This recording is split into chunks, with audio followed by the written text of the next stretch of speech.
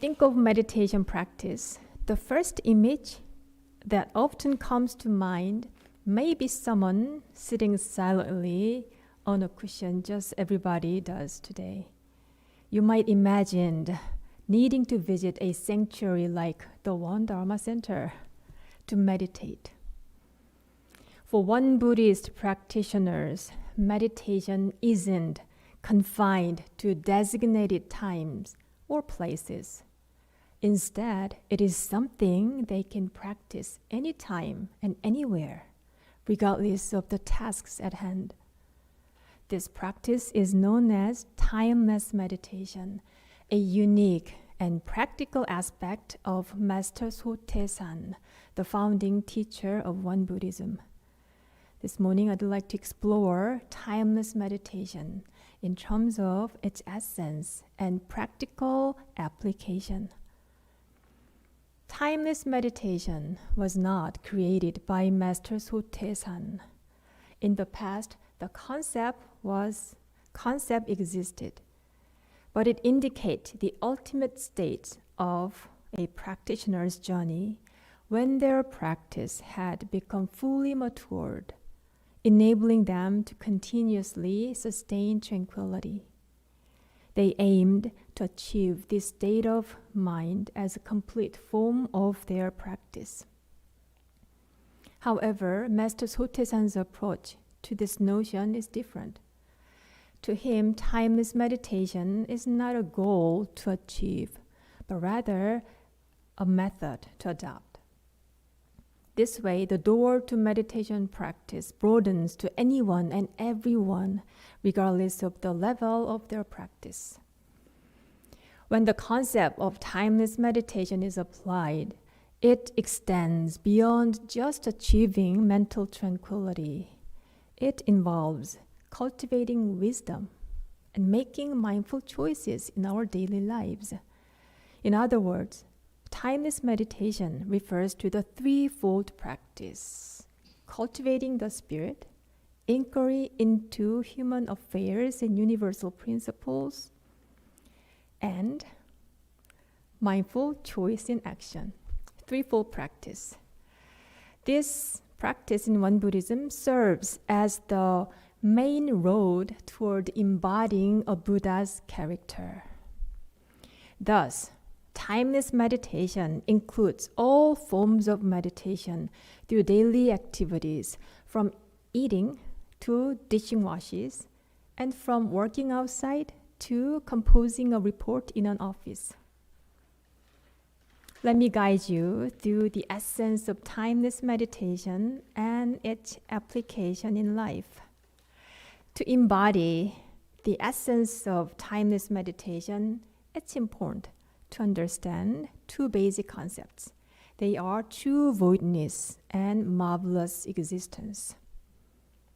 Firstly, let us contemplate true voidness. So what image comes to your mind when you think about true voidness? Perhaps the word voidness conjures images of the darkness of outer space. However, true voidness isn't just about nothingness. In fact, I pondered the concept of true voidness the other day as snow fell softly. I sat cozily inside, observing a world blanketed in snow outside. And it felt as though this magical snowy day, was perfect embodiment of true voidness. It is luminous and yet serene. Often, true voidness is used interchangeably with emptiness, which is the popular subject in Buddhist teachings. The book, Thunder Silence, examines the concept of emptiness with this question of empty of what? It emphasizes the absence of inherent elements in all phenomena. This suggests that everything arises from causes and conditions, devoid of intrinsic permanence. So here, the understanding of no self is important.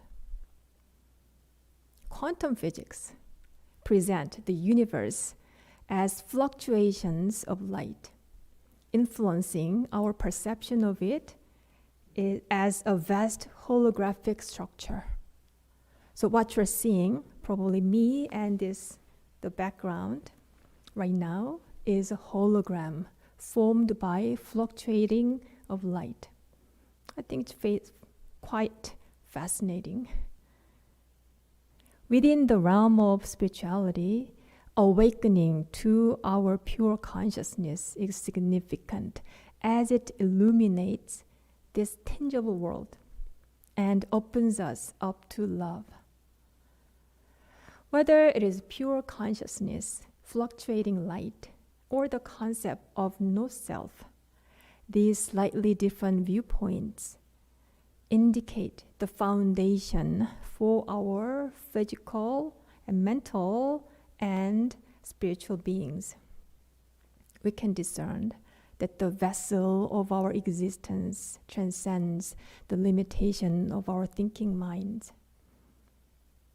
Every now and then, when I stand before a mirror, I ponder what lies beyond this flesh and bones, beyond the concept of myself, and even beyond the energy that drives my thoughts and actions. I know that I am all of these, and at the same time, I am none of these. Let's think about what we can do with the aspect of true voidness. The Dharma of timeless meditation in the scriptures of Won Buddhism says, if people intend to practice genuine Sun meditation, they first should take true voidness as the substance.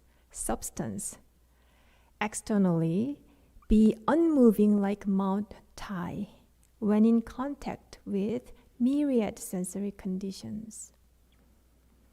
It says, take true voidness as the substance.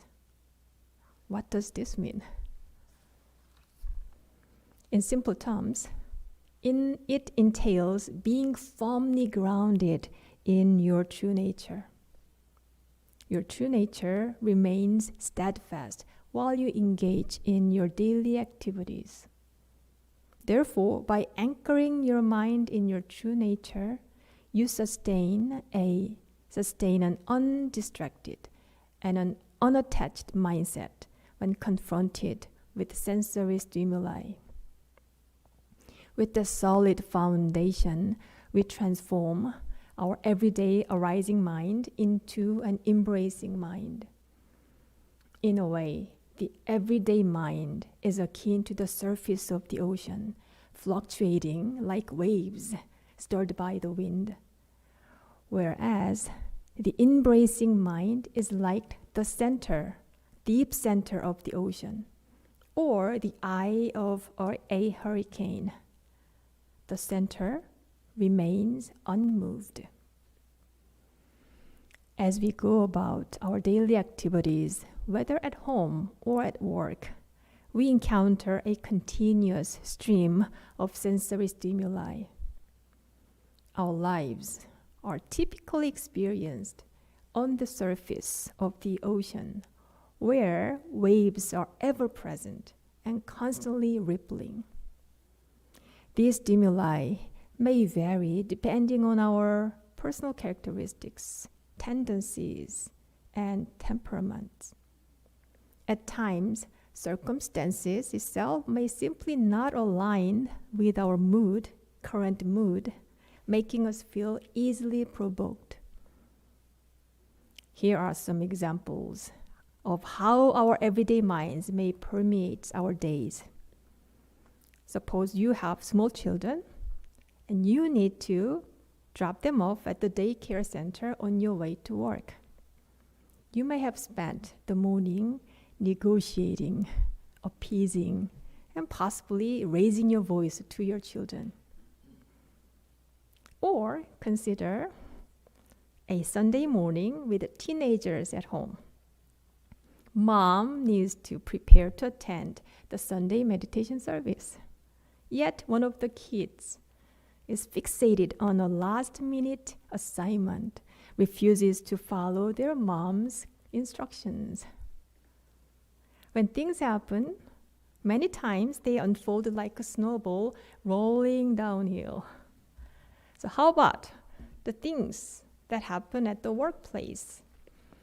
I'll speak from my own experience. So this happened during the retreat weekend a few weeks ago. Typically, things get busy when a retreat is underway. I was covering for Reverend Ji-eun while she was in Korea. So tasks had doubled, some of which were unfamiliar to me. That day, the phone was ringing off the hook. Texts were coming in when random visitors just arrived looking for guidance. Earlier that morning, I was told that the retreat teacher was unhappy because a fire alarm went off during the night in our guest house, disturbing people's sleep. Suddenly, I received a notice telling me that there are people at the front gate with 2 beagles apparently hunting on our property. Could you imagine how I practiced amidst these sensory conditions? What a day. So think of one of your days when you found yourself in circumstances akin to a snowball rolling downhill, similar to the ones I described above. Timeless meditation guides us to maintain our undivided and unattached centeredness. But how? Let's ponder this together. Firstly, recognize sensory conditions and take them as opportunity to practice. There is famous one Buddhist saying. Do you know what that is? An opportunity for practice has arrived. Have you heard this saying? No? Then this is your first time. Now you'll get to hear this phrase more often. Secondly, remind yourself that you have the power to tap into your true nature. You have the power. Thirdly, contemplate your 일원상 mind, naturally complete and unbiased, and deeply embrace it within your heart. With this reminder, try not to favor your preferences of likes and dislikes. Lastly, be patient. Practice takes time. There is a story about a flag waving in the temple courtyard. The story goes like this. Upon observing a flag fluttering in the courtyard, 2 monks engaged in a debate. One monk says, "The flag is flapping." This is flag. Another monk countered, "No, it's the wind that's flapping." The third monk, passing by, remarked, "It's your mind that's flapping." Do you know this story? It's quite famous too. So which character in this story do you relate to the most? Which one? First one, second one, third one? Third one? Yes, third one, that monk seems to be real Buddhist, right? In our day-to-day lives, thoughts come and go like a breeze in our mind. So it's important to take a moment to pause and reflect, especially when facing trouble situations. So when you feel the wind stirring in your mind, ask yourself, am I judging this person solely by their words? Or am I placing blame on the difficult circumstances? Or perhaps is my mind inventing extra stories based on simple fact? We need to be able to pause at the gateway of our mind. when it starts weaving its stories and lean toward our habitual tendency of picking and choosing. Through our contemplation and wise responses to difficult situations, we aim to recognize our unshakable center of our minds. Timeless meditation teaches us to become as immovable as the Catskill Mountains. Now, let's explore what's meant by marvelous existence and how it relates to the function of our minds. The Dharma of timeless meditation says, if people intend to practice genuine Sun meditation, they need to take marvelous existence as the function. Internally, keep the mind unsullied, like empty space. Marvelous is a word we use to describe something that's incredibly awesome or astonishing. Nature is a great example because it's naturally marvelous. Spring will come soon and we'll get to see all sorts of greens popping up from the ground and trees. There are individual colors, shapes, and smells. They're marvelous. What about those curious looking insects? I think they are phenomenal. In fact, I found a really interesting looking one this morning in the bathroom. What else is amazing in the world? I believe the human mind and emotions are. Babies are the perfect example of expressive human emotions.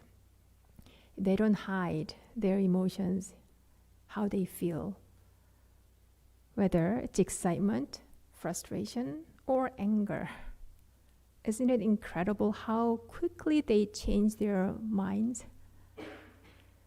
But when we consider the concept of marvelous existence in timeless meditation, it's different from how our mind spontaneously expresses itself.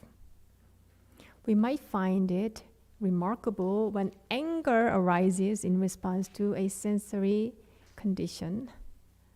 Sometimes during the practice of mindfulness, we may need to acknowledge all sorts of minds and even give them names like angry Buddha, frustrating Buddha. However, as our practice deepens, we must seek a deeper understanding of how our true nature manifests through our minds.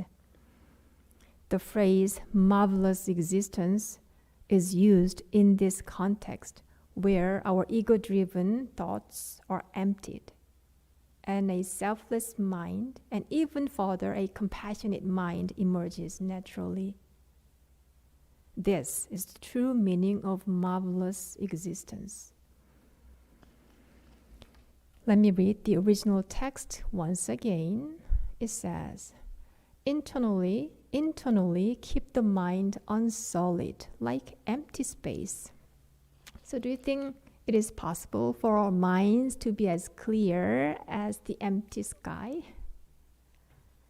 Let's think about this. Last week, we had some intense gusts of wind at the One Dharma Center.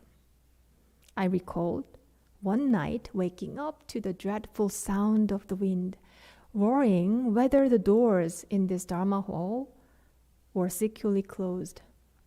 With such a strong wind, they could have easily blown open during the night if they weren't tightly shut. There were a few occasions in the past when we discovered that one of the doors blew open during the night. Just like that, a strong wind can affect physical object in its path. We're all aware of how devastating tornadoes can be. But there is something the wind cannot blow away, So can you guess what that is? It's space itself. No matter what happens, empty space remains untouched.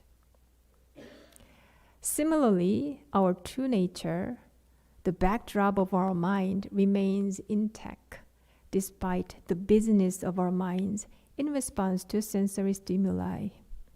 The sky of our true nature is as clear as the air after strong gusts.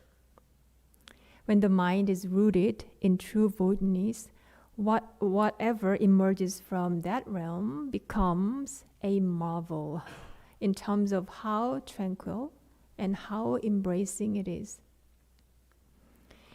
Remember when I am telling you about my busy, tough day a few weeks ago when I had to deal with unexpected hunters, rabbit hunters, here at the One Dharma Center.